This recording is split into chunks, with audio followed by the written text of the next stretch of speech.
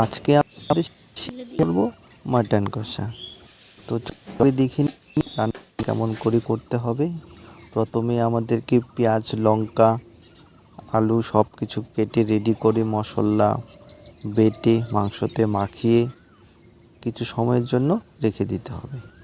তারপরে আমরা আগুনটা ধরিয়ে নিই, ধরে কিছু শুকনো মশলা আমরা ভেজে নিয়ে সেগুলোকে নুড়ি পাটায় বেটে নিতে হবে। বেটে ভালো করে গুঁড়ো করতে হবে। গুঁড়ো করে নিয়ে সঙ্গে আলুগুলোও ভেজে নিতে হবে, নাহলে তো রান্নাটা কমপ্লিট হবে না। তারপরে আলু ভাজা হয়ে গেলে পেঁয়াজগুলো সুন্দর করে একটু তেল দিয়ে ভেজে একদম নরম করে ফেলতে হবে। মাঝে মধ্যে জল দিতে হবে।